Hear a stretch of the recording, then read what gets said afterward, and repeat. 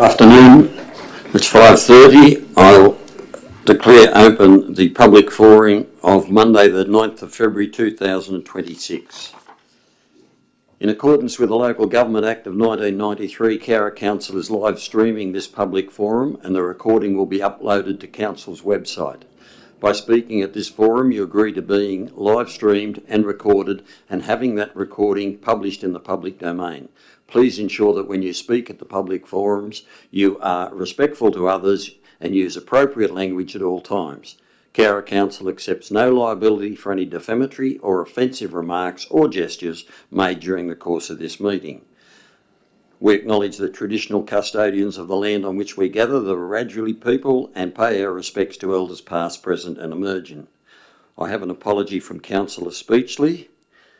Would any councillors and staff please indicate in relation to any interests they may have in item 5.2, development application number 102025.122.1, lot 11 DP 1306817, being 174 Willowvale Road, Cowra, garage lodged by DA Waters. The property owner is DA and BA Waters. You need to declare whether the interest is pecuniary or non-pecuniary and what is the nature of that interest. Thank you. 1.6 is the public forum. There is one member of the public who has registered to speak with the General Manager's office, and as Chair I will call the speaker. Excuse me, Mr Mayor. We haven't done 1.4, disclosure of interest. And why was only one item mentioned for disclosure? There is only a person speak. This is a public forum. The person that is nominated to speak is speaking on item number 5.2. So that is the only item we're dealing with tonight. And I did ask for disclosures of interest. I can repeat that if you'd like. No, you'll ask again when the meeting starts. Yeah, there'll be another one when the actual meeting starts, but this is just the public forum. I apologise, and apologise to all the residents watching. We now have two meetings instead of one. Thank you. Yep. I'll start on the public forum again. There is one member of the public who has registered with the General Manager's office to speak. As Chair, I will call the speaker by name and I ask that you introduce yourself and allow time for any councillor or member of the staff, if they have declared an interest in the item, to manage that conflict, which may include them leaving the room for your presentation. Each speaker will have a maximum of 5 minutes. I now invite Margaret Terode, who will speak to item 5.2, development application number 102025.122.1, lot 11 DP 1306817, being 174 Willowvale Road, Cowra, garage lodged by DA Waters. The property owner is DA and BA Waters. Thank you. Thank you, Mr Mayor. I'm assuming you've all read my letter in reference to this DA, where you can see I have got major concerns about it being parked in my backyard, literally. The required meterage from the fence line.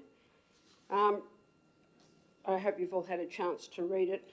We did get a primary industries expert to have a look at our concerns, who verified our concerns, that there would be impact on us as the owners of 339 Uluru Road, of which we've resided for 15 years and developed it from scratch. To be a very environmentally and visually pleasing area to that. All of a sudden we have a building that seems to be, if approved at this stage by the council, to be parked in the backyard of maximum height, above the regulation, which I've read the agenda document and I cannot see any validation for above regulation. It's above the regulation, and that's what regulations are for, to adhere to the regulation. There shouldn't be an extension beyond the regulation. And if they want, and if you concur that it makes sense that they have above regulation, there's 2 hectares of property that they can build on. my partner and I had a look at the property from the Willowvale perspective before the rain, and there's just so much room there. There is absolutely no reason for it to be parked on our back fence. There's room to the left, there's room to the right, there's room on the northern aspect. There's room actually in front that doesn't get in the road of their visual impact, doesn't preclude their visual impact. I think it would be then to the northwest. There's room everywhere on this 2 hectare property, and yet it's proposed to be literally on the back corner. Our concern is, one, obviously, the visual impact. There's no screening. It says here it says that there's the large lot size and existing vegetation provides screening. Thank you to Mr.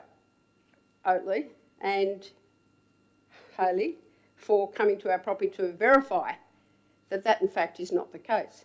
There's no vegetation. So for a start, the application is erroneous.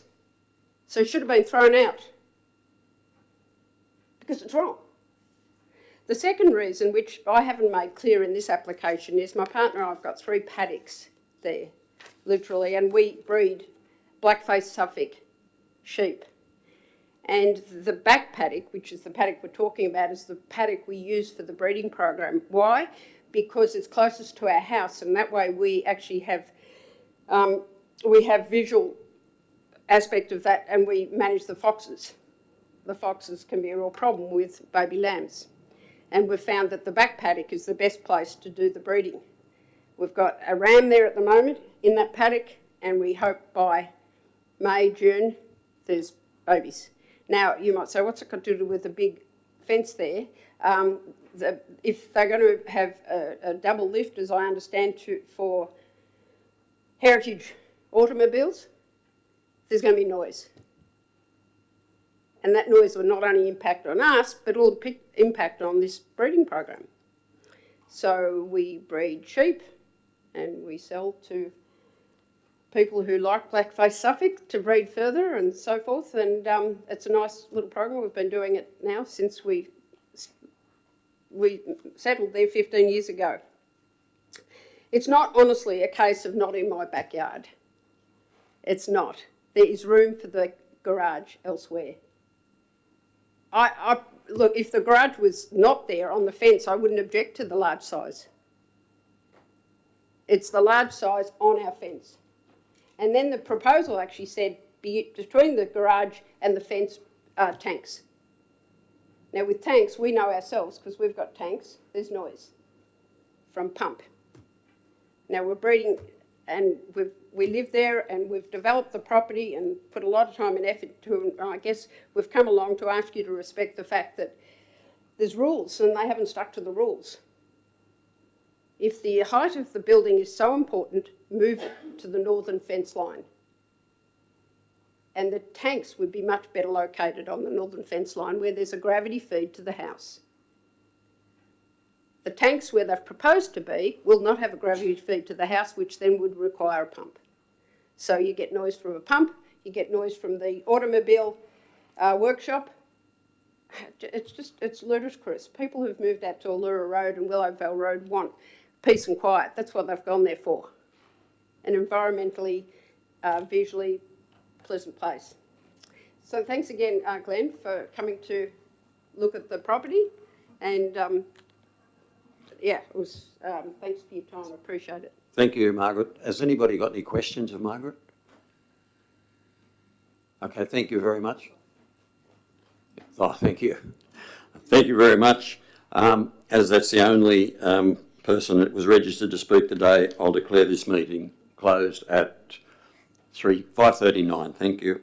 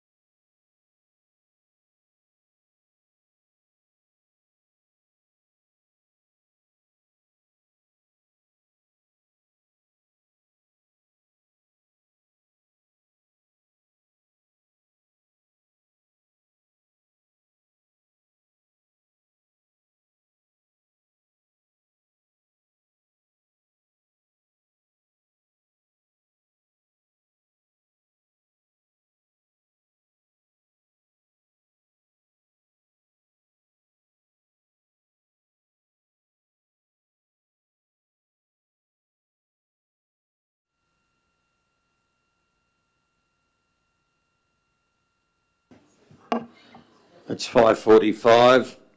I'll declare open the General Committee meeting of Monday the 9th of February 2026.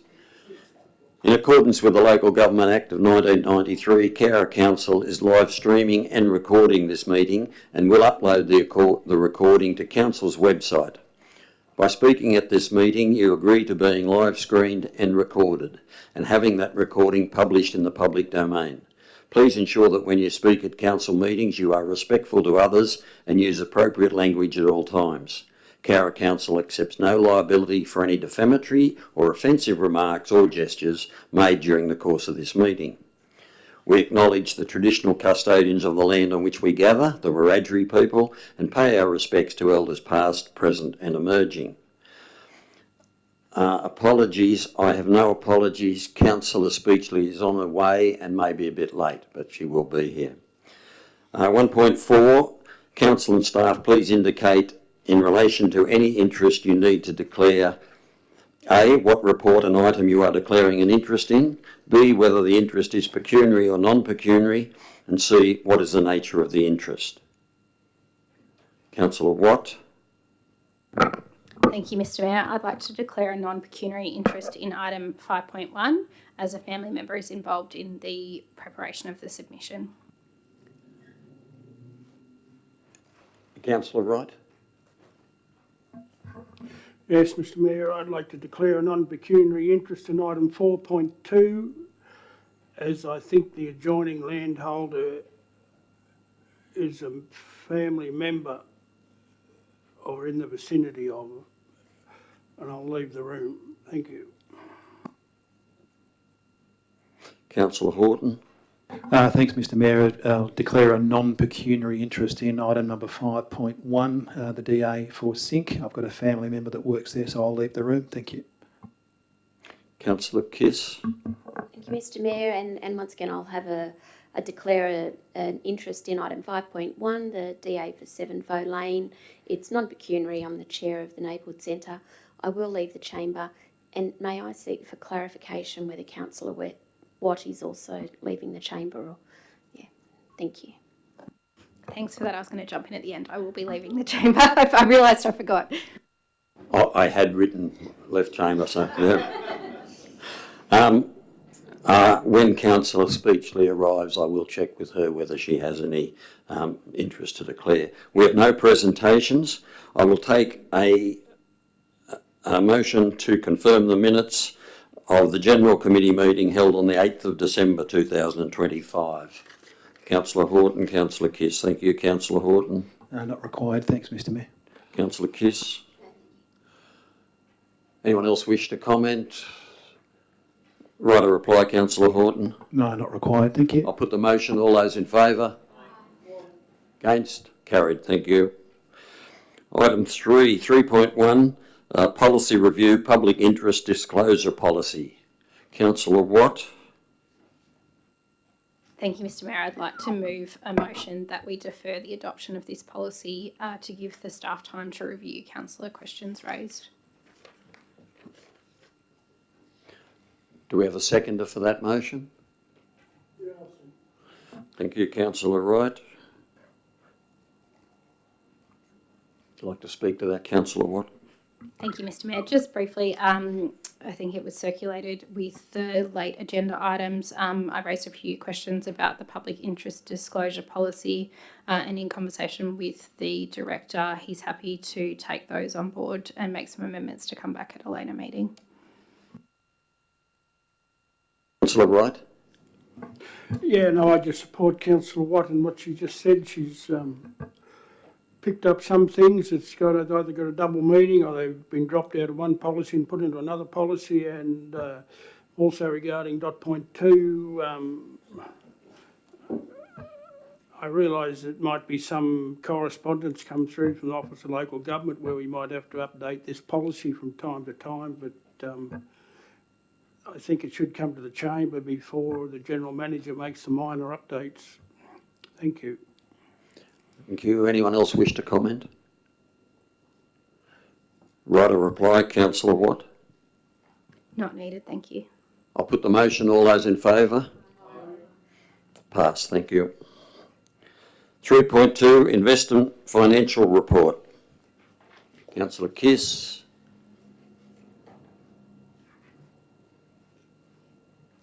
Councillor Watt, thank you.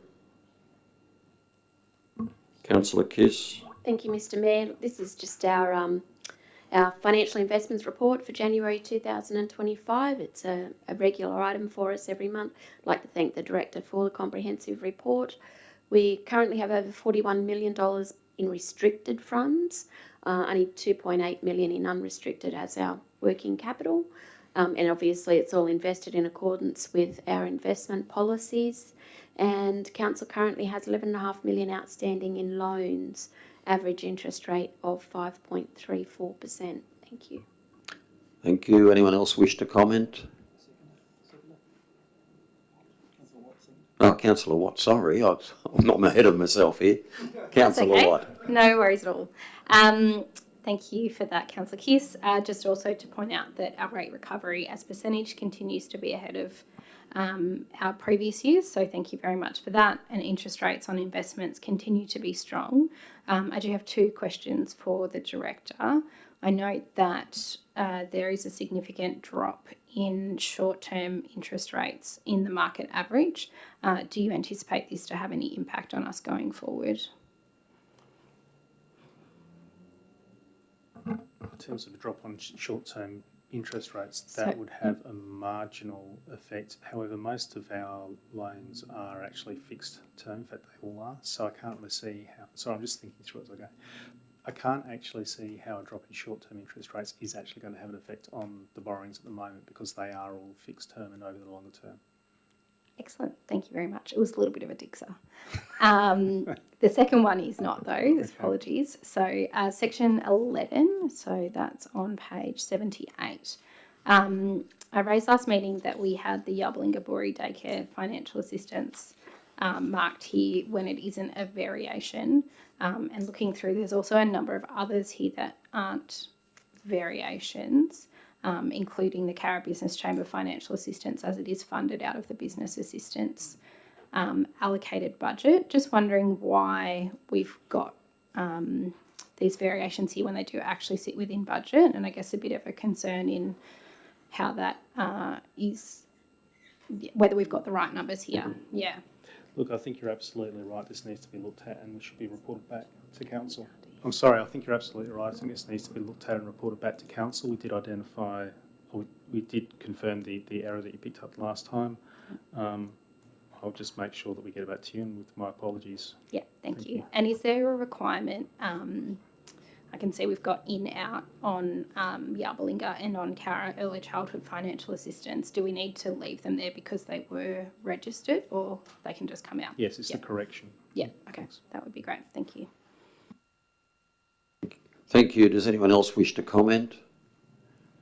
I'll put the motion. All those in favour? Against? Thank you. Councillor Speechley, can I go back to 1.4, disclosures of interest? Do you have any interest to declare? Good question. Let me just get in there. I do. Yes, I do. 5.1, thank you. I'm leaving the room. Oh, gosh. Yes, I do. Item 5.1, and I will be leaving the room. Thank you. We're up to 4.1, strategic infrastructure requirements for the Cowra land development and growth. Councillor Kiss. Councillor Horton. Councillor Kiss. Thank you, Mr. Mayor. Look, this is a overarching strategic plan. It's looking to resolve the existing issues and plan for future land development in Cowra, and it's going to help inform the review of the developer contribution plans. These identified works are estimated to cost over $7 million and will be funded, proposedly, by council as well as developer contributions. Items that are included for consideration align with the West Cowra drainage, expansion and improvement of Nangar Street, Glen Logan Road industrial area, Gower Hardy stormwater drainage and Pridham Street. And look, basically it's giving us the overarching documents to say these are the things that we know we need to focus on for now and into the future. This is where we're looking to direct our work orders, and they're based pretty much just around the stormwater management and the road and infrastructure intersection improvements. Thank you. Councillor Horton. Yeah, thanks, Mr. Mayor. Look, not a lot to add. As the report says, it's about this being received, noted and used to inform the review of developer contribution plans. There's a listing there of some known issues and some estimated costings, and also a heads up on some other issues that council is going to have to is going to need to discuss and consider at some point and come to some sort of agreement on. Specifically, there I'm just talking about the curb and gutter issues, where if we have a curb and gutter, but then we don't connect that to a stormwater system, then if in significant rain events you just end up with water pooling on the road. But you want to have an edged curb and gutter so you don't end up with breakages on the side of the roads and all that kind of stuff. So there's some work to be done. This is just giving us a heads up about some known issues, as Councillor Kiss mentioned, around Nangar Street, Glenlogan Road, Pridham Street, Gower Hardy Circuit, a few other areas, and connecting. So sorting out the curb and gutter, but also connecting some of the stormwater through to other drainage areas as well. So fixing up some known and existing issues. Thank you. Thank you. Would anyone else wish to comment? Councillor Wright. Yeah, it's very informative, and one of my concerns is this is going into areas where there's already been development. It's not fully developed, but there's been more development going on, and developers have said to me, asked why they've been asked to pay for a lot of work outside their site to do with drainage and box culverts and so forth. It seems to me that we didn't have the paperwork or the plans or a compliant developer levy contribution plan to I read it, to be able to levy these people that have been doing things up to now. And I notice there's been a lot of work done up Glenlogan Road to open up something. It's definitely needed, and I congratulate the staff for bringing it to our attention now. It's a pity that staff in the early 2000s didn't do it when they put the first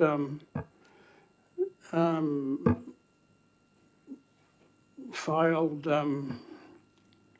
cannery down there in Pridham Street, and other things that have been developed there since with redevelopment of the Edsel site and so forth. And I hope this can be worked out and a satisfactory outcome for both council and the developers there, that they know what their requirements will be and how it happens. And it's interesting to note that the curb and guttering in Lyle, I think it said Lyle Street, could be Waratah Street too, that it's not hooked up to a drainage system. They've got curb and guttering, but it just runs it down and floods the road. And this is not what we need. And it's just a very good process to be in motion now to try and handle our stormwater in future and make sure it ends up in the right place. Thank you. Thank you. Anyone else wish to comment? Councillor Watt. Thank you, Mr. Mayor. I think the first thing you see when you're reading this report is just a reflection on the significance of the money that council puts into the maintenance of roads, acknowledging this is a pretty small part of our works order each year, but they're all really significant projects that might just be for one street and end up costing $1 million. So I think it's really important for us to reflect on that work. It is reflective as well of our ability to be more proactive as our roads funding has increased and continues to increase. But I'm sure we would continue to argue we need even more to keep it up to a standard. I also think it's really important, as Councillor Wright flagged, for us to reflect back and learn going forward about the costs of retrofitting this work and thinking in our new developments how we do it well. I thank the director for the work, particularly in relation to section 6, which is about ensuring some better ability for one of our key areas of development, West Cowra R5 zone, to be done in a way that maintains the roads that we put in and provides better stormwater management, particularly in response to my further questions on that and how we do it. I imagine if this were to be retrofitted as we do it, it would be quite expensive. But I think we need to take in reality of that it wasn't planned out at the time, and that doesn't mean that those people shouldn't have good quality roads and good quality stormwater management.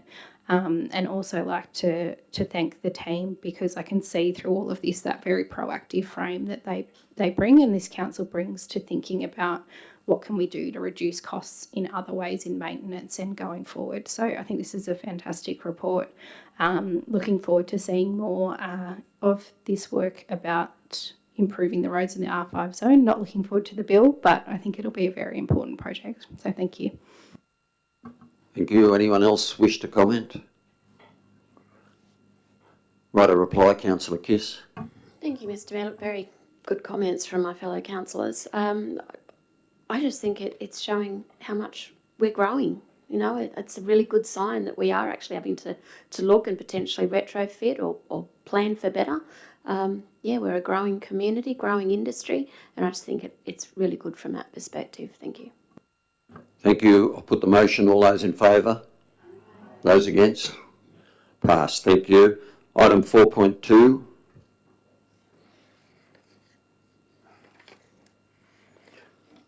Request from an adjoining landowner to close and purchase council road reserve under the Roads Act of 1993. Councillor Fagan, Councillor Horton, thank you. Councillor Fagan. This happens quite regularly, where a road that has never been used and was gazetted when towns were first. This is a road in Wadamandara, next to the railway line. It hasn't been used for very much. The owners, people that are beside this road, would now like to purchase it. It's council land, so they've asked if they can close the road and purchase the land. So I think it's very reasonable and a good way of maybe getting some money. I'm not sure how much it'll be worth. Evaluation's not much for something that no one uses and nobody wants. So anyway, I think we should just pass this. Thank you. Councillor Horton. Thanks, Mr. Mayor. Yes, we're being asked to turn an idea into a concept that might eventually become a plan. All we're asked to do here is allow a process to start to see if there are any objections, notify relevant agencies, neighbours, what have you. At the end of which, if all that goes well, there'll be a price attached and there'll still be an easement required. And so at that point, you know, the landowner will have a decision to make if it gets through all those notification processes successfully. Important to note, I think here, of course, it says the section of road reserve under application is not required for public access and does not constitute part of council's current or future road network. So I don't feel like we're losing anything. Thank you. Thank you. Anyone else wish to comment? Right, a reply, Councillor Fagan. Not necessary, thank you. I'll put the motion. All those in favour? Pass. Thank you. We get Councillor Wright back in.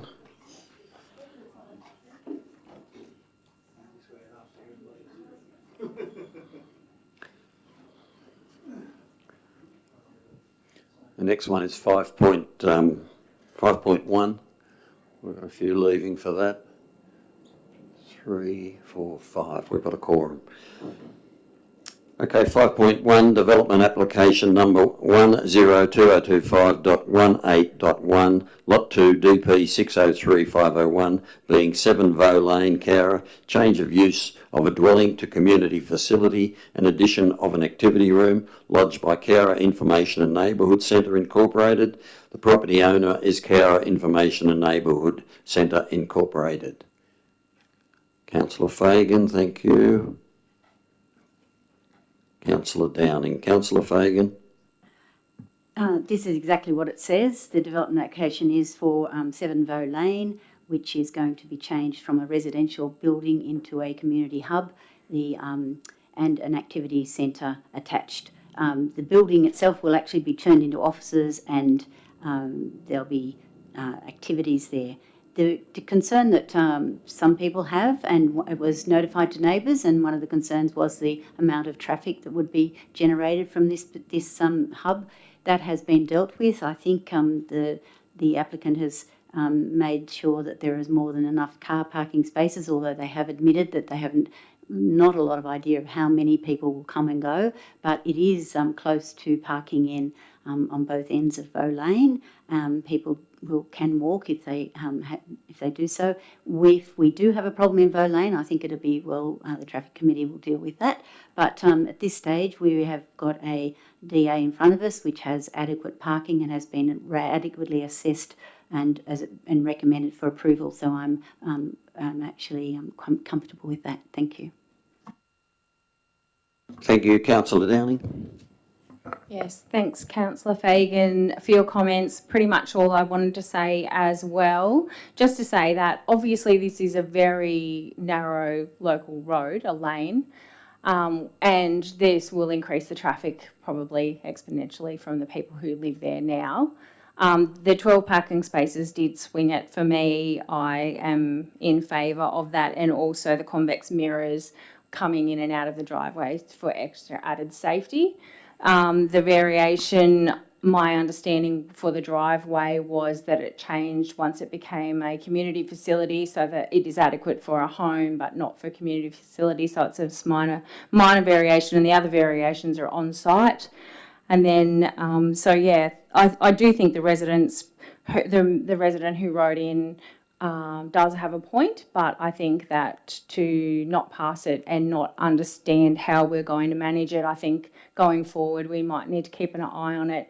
I read that it's going to be the staff of SYNC that are going to have to monitor that, so there's no parking on the street or anything like that allowed. Through the chair, they can legally park on the laneway, we just have to make sure that they don't actually block it. Yeah, okay. And it's a two-way thing though, so if they parked there, there wouldn't be enough space for two cars? It would be tight. Yeah, okay. And I'd just like to mention that transport, the traffic report also mentions the public transport again, so I'm going to really have to do some studying about this bus timetable that I can catch all over town. Thanks. Thank you. Anyone else wish to comment? Councillor Wright. Thank you, Mr. Mayor. Yeah, it's pretty hard to say no to this. They're trying their hardest to be compliant, and our staff's indicated that if they follow the conditions that are placed on them, it will be compliant. My concern is the width of the driveway of Bow Lane, and we'll just have to monitor that. There's, and I find it a little bit erroneous when they say there's parking either end of Bow Lane. Well, on the Bow Street end, during business hours, there's generally no parking there. It's taken up with owners, house owners, SYNC workers, school teachers, and so forth. And on the northern side of Bow Street, there is limited parking between 9:30 and 2:30, I think it is, for when the buses aren't using it. And depends how long these people are going to be at this centre. But this is what they'd like to do, and they've made an effort to do it. And I know I shouldn't use similes at what happens in the city, but I've got a son that lives in Newtown, and it's in a two-way street, parking on one side of the street, and I don't know how we get up and down that street when there's two cars going in the opposite direction, but it happens, and perhaps we're just entering city conditions. And anyway, I hope it works, and it's not too confronting to the existing residents, and the clients that will be going to this building can get access to and from it without too much trouble. Thank you. Anyone else wish to comment? Right, a reply, Councillor Fagan. Yes, I think we all have concerns about the narrowness of our Vaux Lane, but as I said, if it becomes a problem, we'll probably have to deal with that. I do think, though, that this is more a drop-off and pick-up situation rather than a parking, except for the staff that are going to use the offices, from my understanding. But I also say that this is only going to be 5 days a week, so that the residents will actually get weekends off, which will be probably a good thing. So with that, I'm just saying I think we should support this. Thank you. Thank you. I'll put the motion. All those in favour? Pass. Thank you.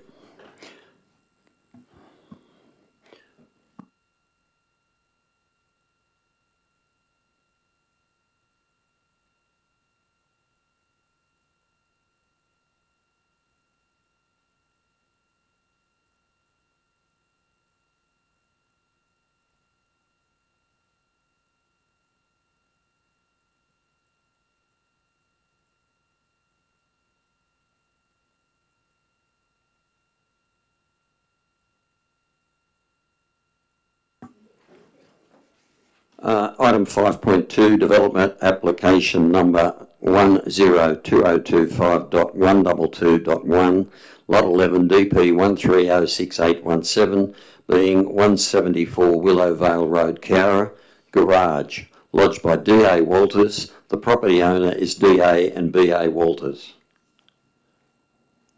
Can I have a mover for that? Thank you, Councillor Fagan. Thank you, Councillor Horton. Councillor Fagan?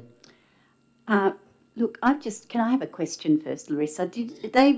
I know I read the letter in reply to the locals' inquiry about it being so close to the fence. But to me, it seems like a bit of a strange thing to put the shed so far away from the house. Are they going to put the house closer to the shed? Is that their indication? Through the chair, no, they don't propose to have the shed closer to the house. The house is towards the front of the site.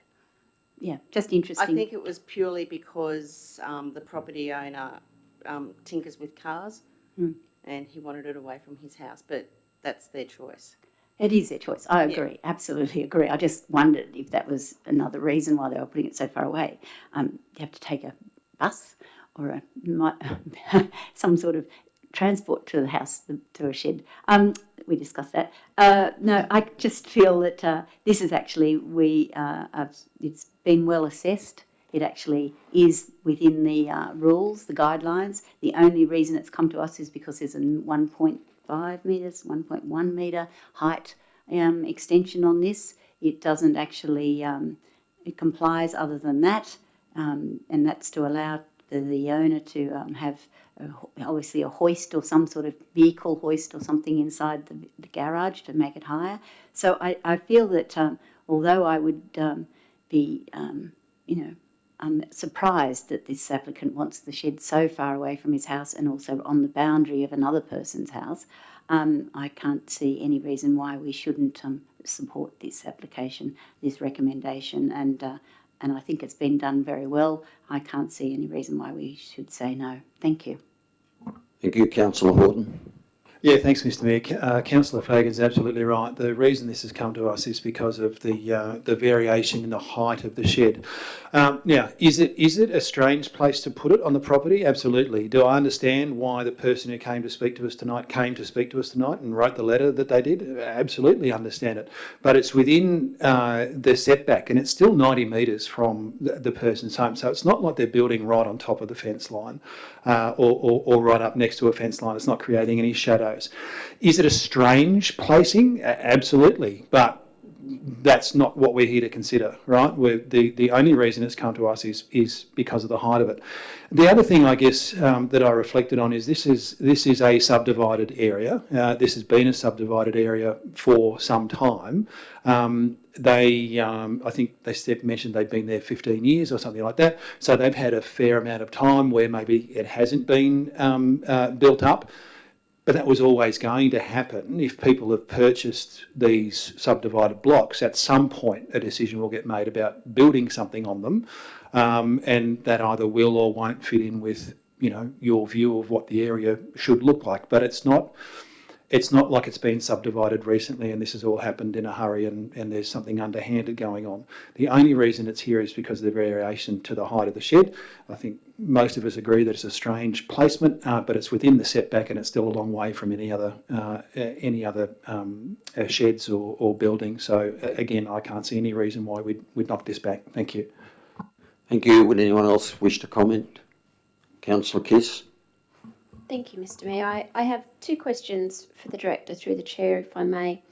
One is, does Council have any sort of obligation to be assessing any noise amenity? It's been mentioned that they're looking to do car works. Are we under any obligation to look at what sort of noise is available, or does that just then go to the police? Would you like me to ask the next question? Yeah. And secondly, how do we actually go about, or how do we determine that a height is needed to be that height? I know that in the past we've just said, yep, we know the caravan's this height, that's as far as it needs to go. Is there any scope, or do we at any time say, no, you actually don't need it that high? How do we determine that? Through the Chair, with regard to noise generated from the site, we can actually go out there and speak to them if we receive complaints about noise being generated.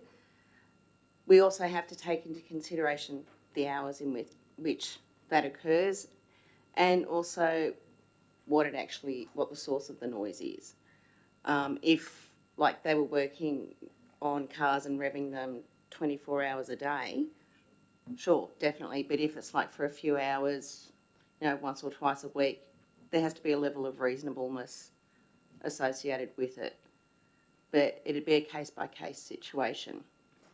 With regard to the height, what we look at is what we're receiving, the most sorts of applications with, like we're receiving a lot now for caravans, and the caravans and, say, the motorhomes, etc., are getting larger. So we're having to look at increasing our height limits to accommodate the increases in lifestyle demands. Again, it's a case of what's reasonable and what's appropriate for the area. This is a large lot residential, therefore it's pretty much determined that if you want to go a bit higher to suit the use of that land, then for most cases it's acceptable. It's just a balance of being reasonable. Thank you. Councillor Watt.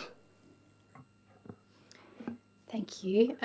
So just following on from Councillor Kiss's question, is there a sound impact statement or an assessment of that kind that's been conducted? There isn't one included with this application, and we haven't sought it. What we normally would do is wait until we actually receive complaints about, say, a commercial use. The applicant has stated that it is not a commercial use, it's only for his own personal hobby.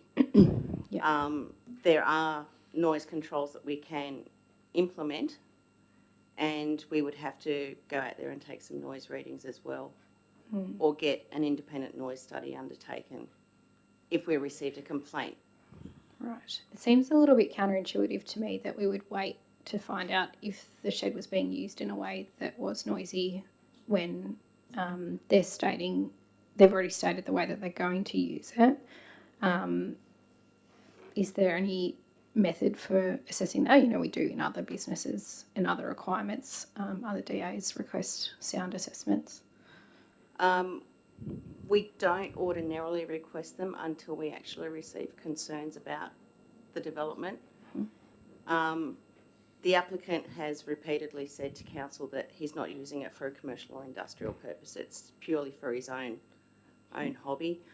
Ordinarily, we wouldn't be asking until we receive. However, we can, if council likes, impose a condition on the consent, requesting submission of a noise report prior to the release of a CC.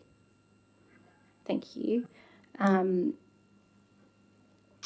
I think this fits into a challenge that perhaps we should consider as part of our DCP review, that the other councils have more defined restrictions around how you can use garages and sheds in these rural residential areas, and the challenge of primary industry and how far that does exceed.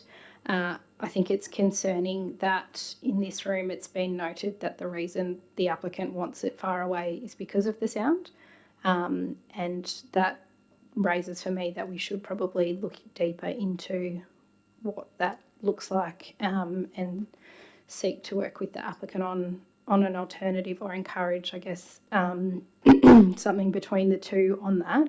Has there been any discussion that you're aware of a proposal to move it to a different location? I'm not aware of any such discussion. Okay, thank you. What are the restrictions in our DCP about the length and width of a garage, and when it shifts from being a garage to a more substantive dwelling? There are controls proposed in the draft DCP with regard to the height. We have increased them and increased the size. Apologies. Because the use has increased. Yes, apologies. I meant the width and the length rather than the height. So they're asking for an amendment in the height here. But I note that it is also quite a large building. It's quite a large, it's not a two-car garage. Is there any restrictions on the size of the dwelling or when it becomes more than a garage? No, there's not currently. Okay. Yeah. Anyone else wish to comment? Councillor Wright? It's okay. You too. Yeah, thank you. I'll start with the question. The question's already been asked, but I couldn't properly hear the director with the answer about why the owner wants to build the shed where he wants to build it. Through the chair, the owner has just advised that is where he wants to put it on the site. He will be tinkering with cars, and we're assuming that it is to keep it away from the house. We can seek further clarification from the applicant. Yeah, thank you. Another point of clarification. There's two reasons this has come to council. One is it's the height of the building, and the second is there's been a submission objecting to the development, and that automatically triggers the DA coming to council when someone objects to it.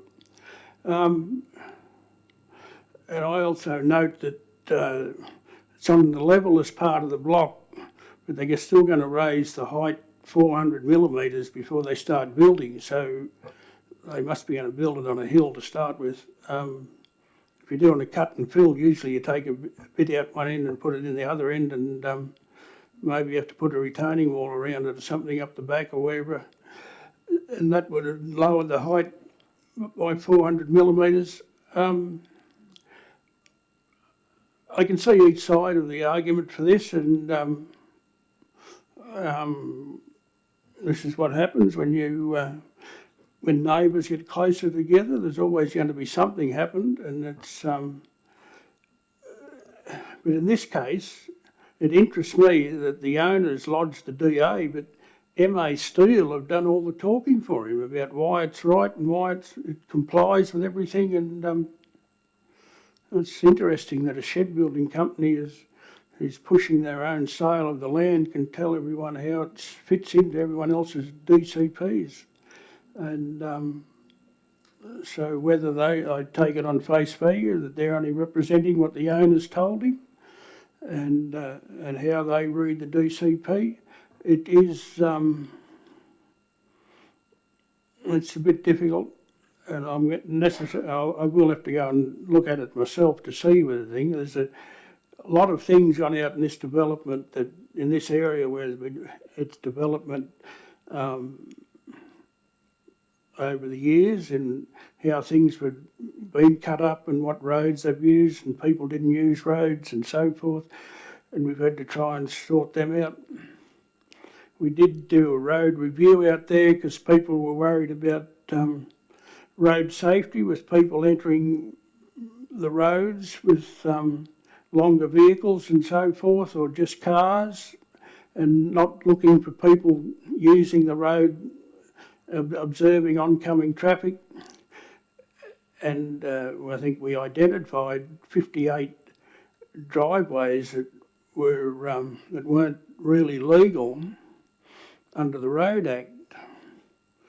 But to get around that, we changed the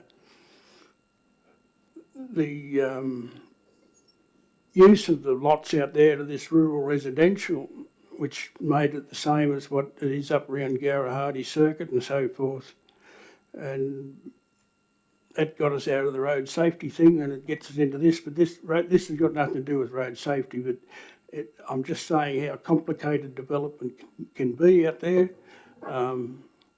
because in rural lifestyle blocks, livestock aren't permitted on those properties either. So, but they are. So anyway, we're trying to make the best of a difficult situation between two neighbours. We used to have a independent hearing assessment panel to handle these sort of things, where two people were at loggerheads over a DA, and they'd come and talk to us in the room. I did serve on that panel before I made the move to council, and there was a lot of trouble going on in the Cranky Rock section and so forth over towards Canowindra. And that did alleviate some problems and gave each side of the party a way to discuss what they were doing.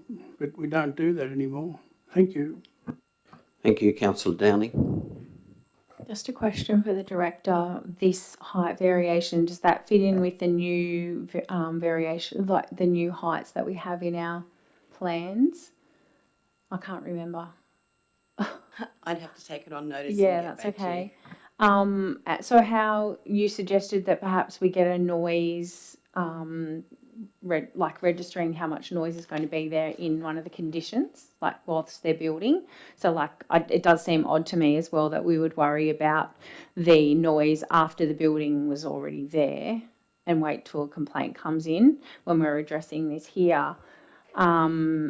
Is there somewhere we can put in, how do we go about putting that in to one of the conditions that we assess the noise?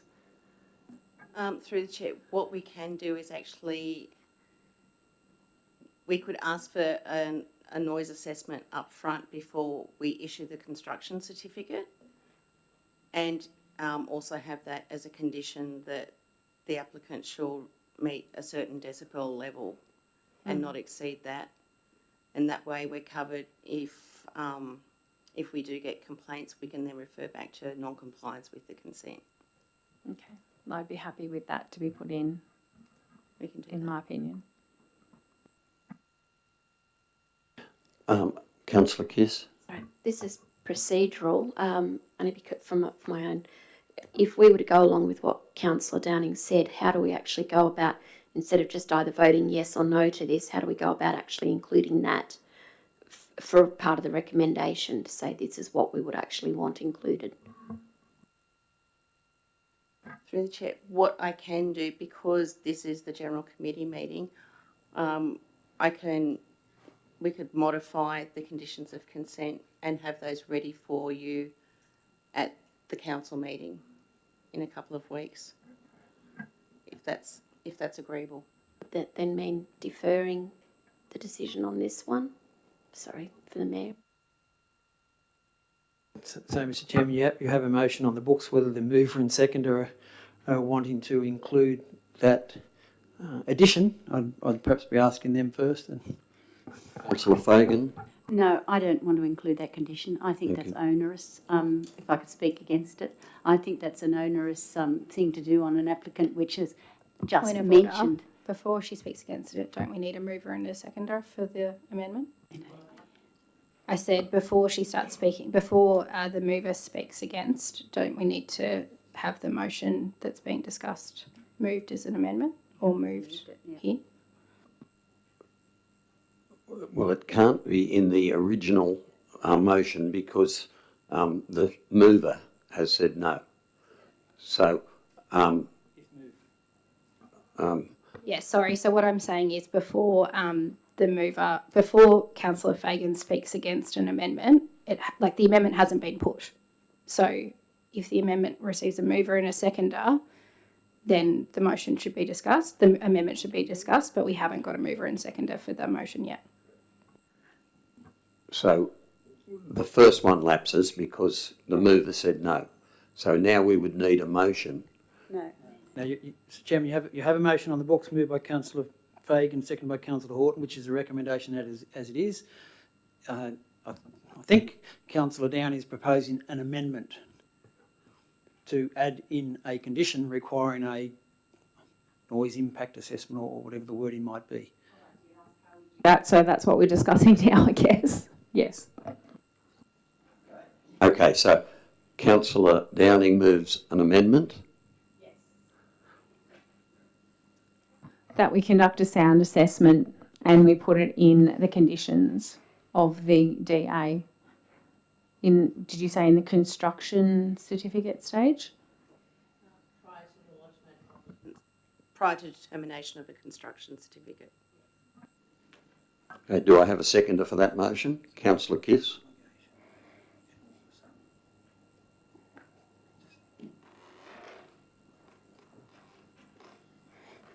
You like to speak to that, Councillor Downing? I'm pretty sure we've said all we need to say. We're obviously worried that it is close to the neighbours. They have come to tell us what they think. In my opinion, there is a reason why this shed is so far away from their home and very close to another property. So I think it would be due diligence just to check that, to make sure that we can do all we can. I don't think there's any other reason to knock it back, but I think it would be worth checking before we go forward. Thank you, Councillor Kiss. No, well said by Councillor Downing, thank you.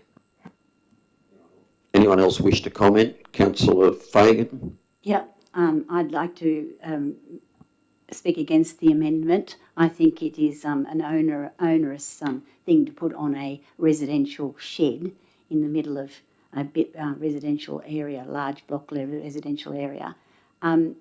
If there is a noise problem, once it is in, the residents will be able to complain and get something happening then. From what I can read and from the owner, it says that he's got a personal interest in historic cars and I think we're inferring that he wants the shed a long way from the house rather than actually knowing that.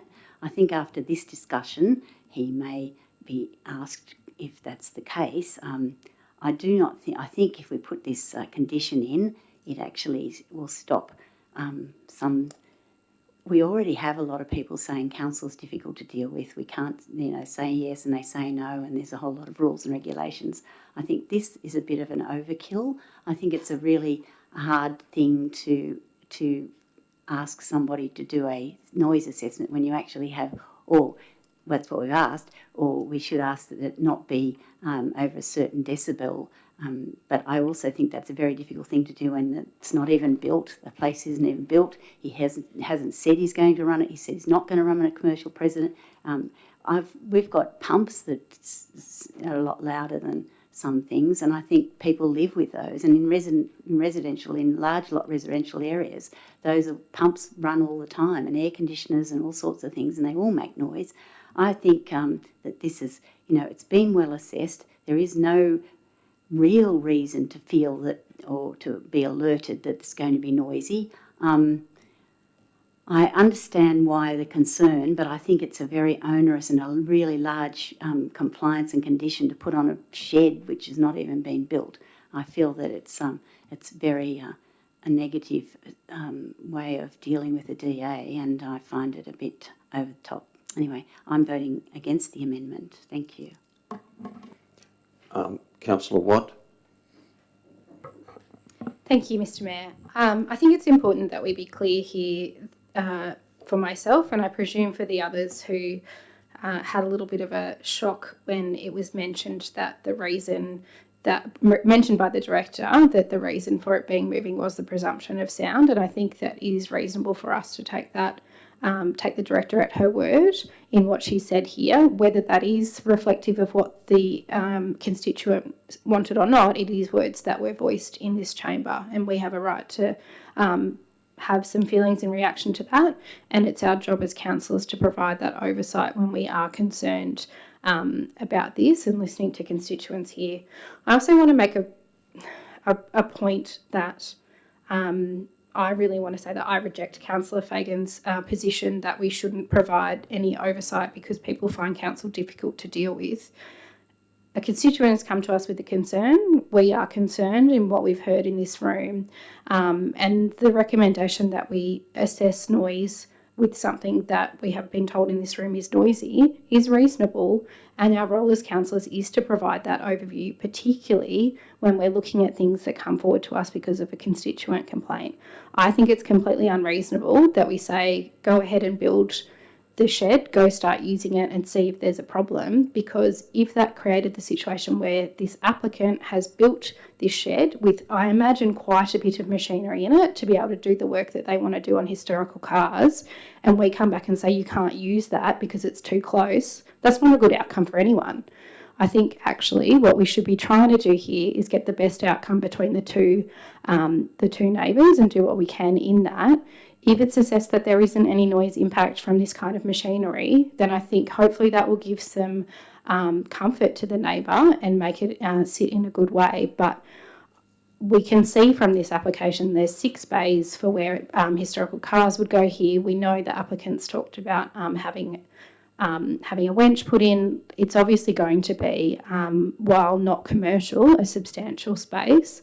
And I think that it is always reasonable when councillors are concerned and constituents are concerned that we do ask for more information here rather than letting it go to the point where it becomes a problem and then reacting. Councillor Horton. Yeah, thanks, Mr. Mayor. I'll be voting against this amendment as well. I think it seems to me like we're seeking to impose a test and an assessment and a cost based off concern that something might happen. If we go down this road, and this is going to sound flippant, but there's a genuine point underneath it. So a house starts getting built on a large lot residential, and the neighbour notices there's a significant outdoor area that is facing their house, and they're aware that the person that's building the house has teenagers, and they're now concerned that that outdoor entertaining area is going to be really noisy, and they raise a concern with council, and we then seek to impose some sort of test or assessment on them. As I understand it, the noise concern has come up from the neighbour I'm concerned about this, and we heard mention of pumps. Pumps are frankly not that noisy. We're still 90 metres from the house. I think if we start imposing conditions based on someone's potential concern that something might happen in the future, we're going to get all sorts of perverse outcomes with people lodging, quite odd reasons to oppose a development. Of course, if a person, tells us at face value that I've got a couple of old cars and I've got a caravan and a tractor and I want to be able to put them in a shed, and every now and again I want to tinker on them, and we're now imposing extra layers of conditions because someone said, "Oh, but that could be noisy." Well, I just think that's an absurd waste of time and money. I won't be supporting it. Thank you. Thank you. Anyone else wish to comment? Councillor Wright. Thank you. I'd like to ask the Director, in doing a noise test, like they said, there's no building there, nothing going on there. We'd ask the applicant what vehicles they're going to intend to have, many vehicles they're going to intend to be in there, or what machinery's in there to start with before they can work out what noise might happen. Through the Chair, yes, we would ask for additional information first. So we would seek clarification as to what the full extent of what the intended use is, what machinery, what vehicles will be in there, and seek further information from him as part of that process. Thank you. And I am a supporter of the amendment. I'd probably be in support of the amendment rather than the original recommendation, because we need to identify what is actually going to happen there. If they're building at a distance away from their own house and they're talking about like restoring old machinery, maybe I'm too old, but that sort of indicates to me they're going to have a heap of rubbish parked outside the shed, waiting to go into the shed, or if it gets too busy, gets dragged outside there, and they'll end up with an eyesore there anyway. But you can take me to court if you listen to me on the television. I'm quite happy to defend my actions. And it's been lodged by the applicant, who's the owner, but all the words have come from MA Steel. And so therefore I haven't seen anything written in this thing lodged by the applicant. He's just handed the papers in that MA Steel have written up for him. And I don't know if MA Steel have looked at the block or understand what's going on out there or what could happen out there. They've even answered the questions regarding the objection, and the applicant seems to be keeping everything at arm's length, and he hasn't really said anything. And although if he signed the application, I presume he understands what MA Steel said and all the answers they give, and he would be accepting of those things if something wants to go on in the future. And I think as I said before, this objector and the applicant should be, we should hold a meeting to just clarify a few issues between the two and try and to work out where we're going, because the applicant has sort of said it's going to be for big machinery because of the height of the building. Well, and farm machinery sort of indicated to me before it started that they might be a farm contractor that's going to park their machinery in there while they're not using it. But then it's gone on about these historical vehicles and so forth. So I definitely need some more clarification on this. And I support the recommendation, the amendment to defer it and find out possible noise emissions, which will advise us of what actually is going to happen in the shed. Thank you. Thank you. Anybody else wish to comment? I'll have a say. I'm going to vote against this amendment. I believe this person has put in a DA, has said what they want to use the building for. They've said where they wanted to place the building. We have the decision to make, as it's too high, whether we're going to accept it being too high. I don't believe we have any right to tell him where to put his shed. It's outside the boundaries. It's not inside the boundaries on the thing. He has said that he will park his classic cars in there, and no doubt you'll work on them, whether you're washing them, polishing them or changing the muffler, whatever you're doing. I think if he said that's what we have no right to challenge him as to what he's going to do with that and make some sort of decision that must be noisy because he's going to put it away from his house. That's not a decision for us to make. The decision we have to make is about the height of the building and whether that's the reason it came to us, because it's too high. Not because it's parked away from his dwelling, not because he's going to make noise in it, not because he's going to have anything else in there that he may not tell us about. Anyone that puts a garage up in town and then starts doing work on their car in the garage, we never question that. And I don't believe we have the right to... We're here to have a look at this because it's a fraction high. Now, I think that is the point we've got to look at, so I'll be voting against the amendment. Right, a reply, Councillor Downing.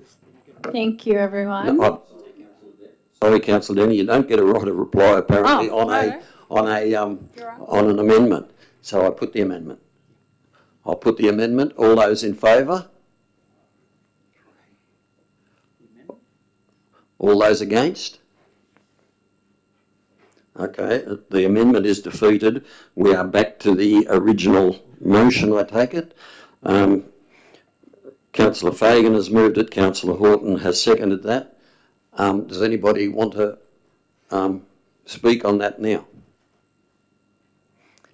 Councillor Watt. Thank you. I feel we've raised a number of questions here that I hope can still be answered around some of the inconsistencies in the report. And I think because of that, I feel like I don't have enough information to make a decision at this point, and I'll be abstaining until we do have an answer to those questions. And I encourage my fellow councillors, if you also have questions, to put them in writing through to the director so that we can make sure we all have the answers before next meeting. We don't want to be holding up any decisions because we don't have the information, but the only way we're going to get that genuinely is to ask that before the meeting. Anyone else wish to comment?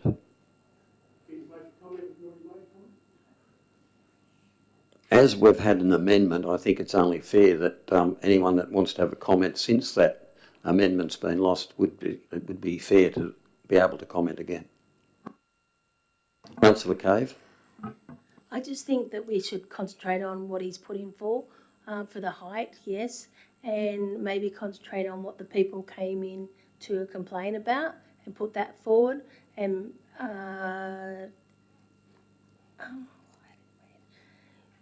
concentrate on supporting him getting his, the work done, and go from there.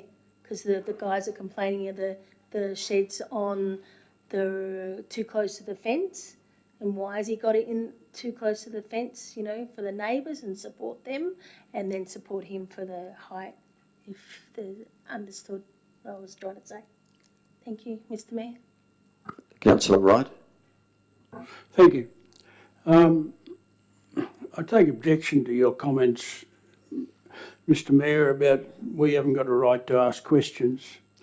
I think the information provided is it's very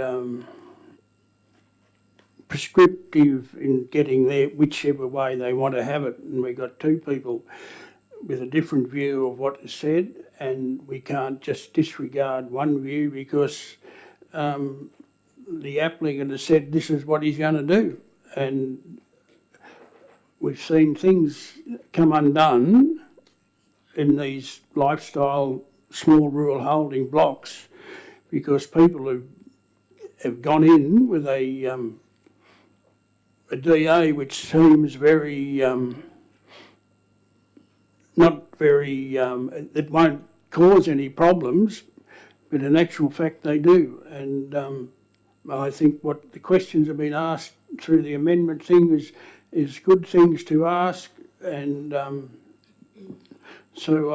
the amendment was only asking a deferral to the council meeting, and if the information can't be provided by then, it's gives us a reasonable confidence in what has been put in the application is correct. We then just vote on what's been put in front of us. But at this present stage, I won't be voting in favour of the thing because I think that everything's a bit loose. Thank you. Anybody else like to comment? Councillor Kiss, I think, was first. Or... A couple of questions for the Director through the Chair, if I may. Am I right in presuming, and I'm just making clarification in my own head, if this wasn't coming, like if it was going to be under the DCP limit of height, the only reason that it would be coming to us is simply because there's an objection, because there's absolutely nothing wrong with the positioning. That's one question. I'll let you. Through the Chair, if the issue with relation to height had been resolved, then if we had items in that submission that were unresolved, it would be referred to Council for determination.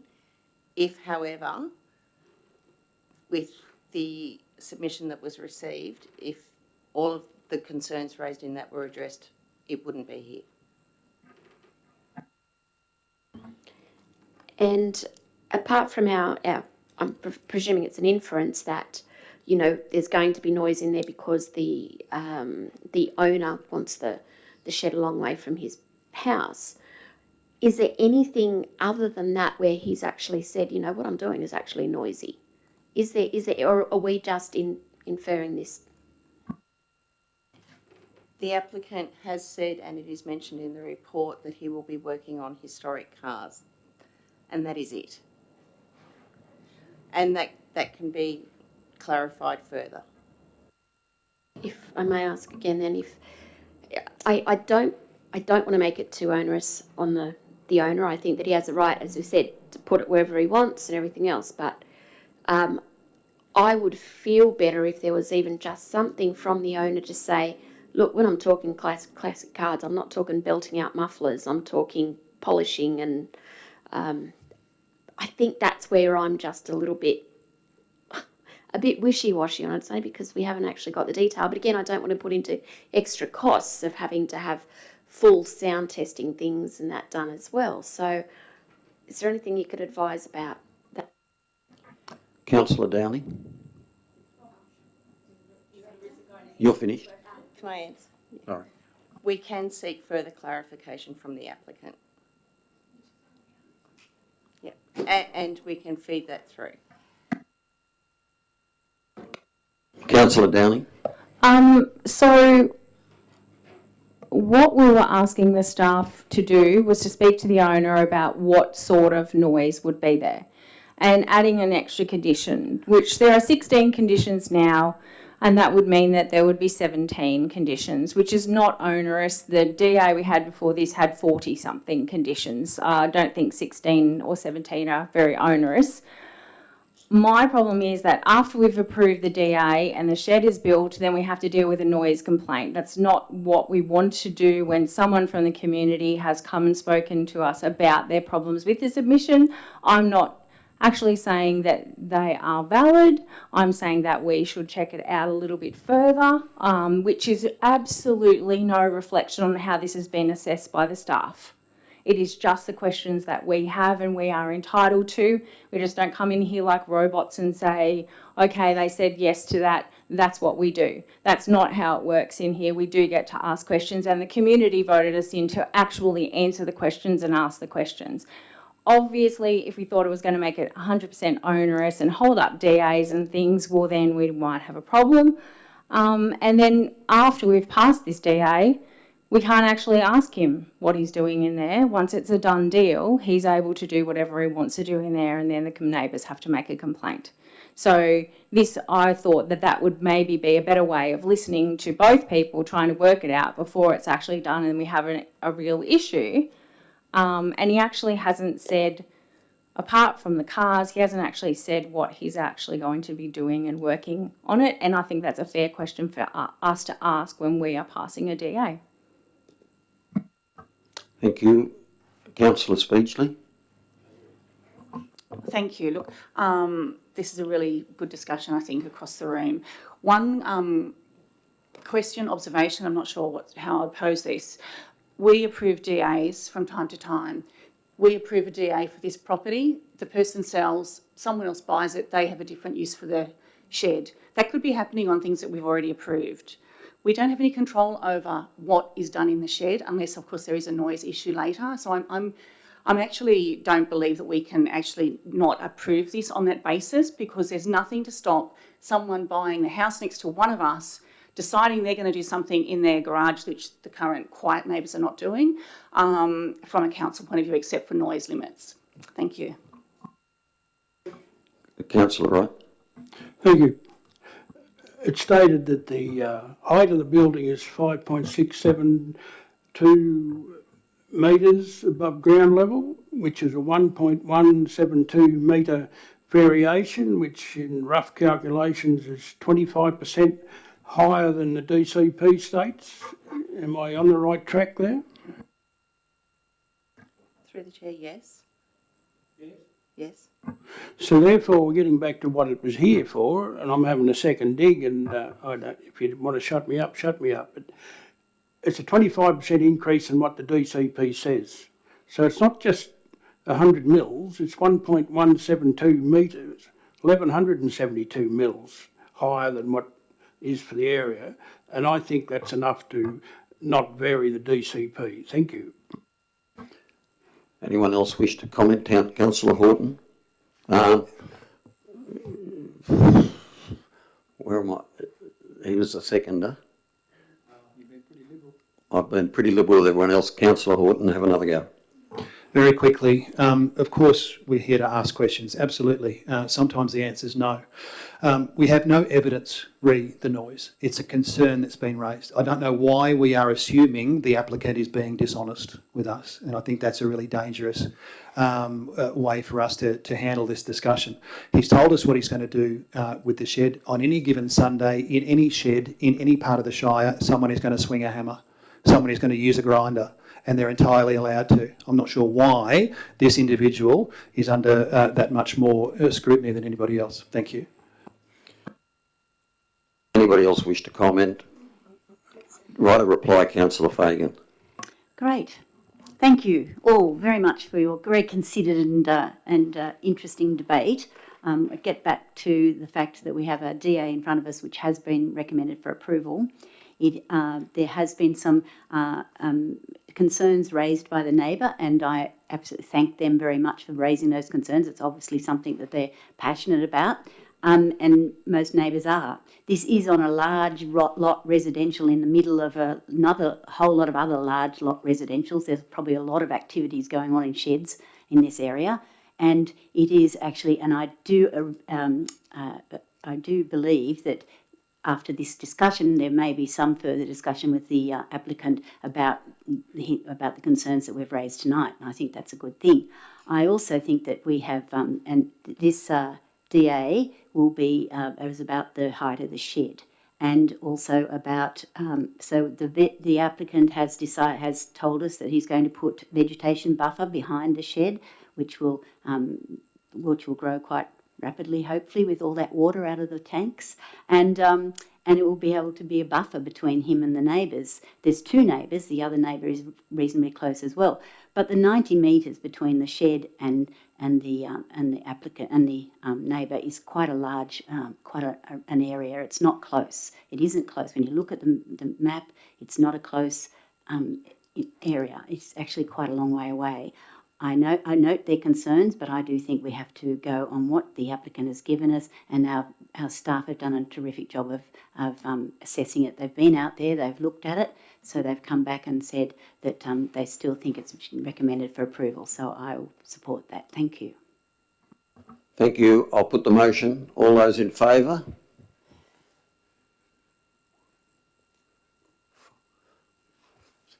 Against?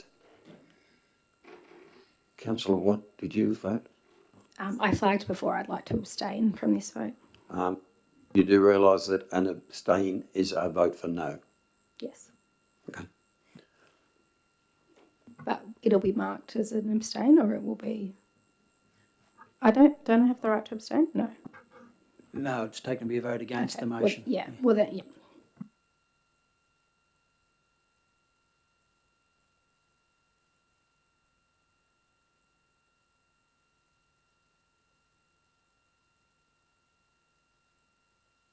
The DA is passed. It is carried. Now, late reports, 6.1. I'll take a motion that Council note the response provided to the question raised after the agenda was published. Councillor Kiss, Councillor Horton. Thank you very much, Councillor Kiss. Thank you, Mr. Mayor. It's really just for noting procedural. Thank you. Councillor Horton. Not required. Thank you.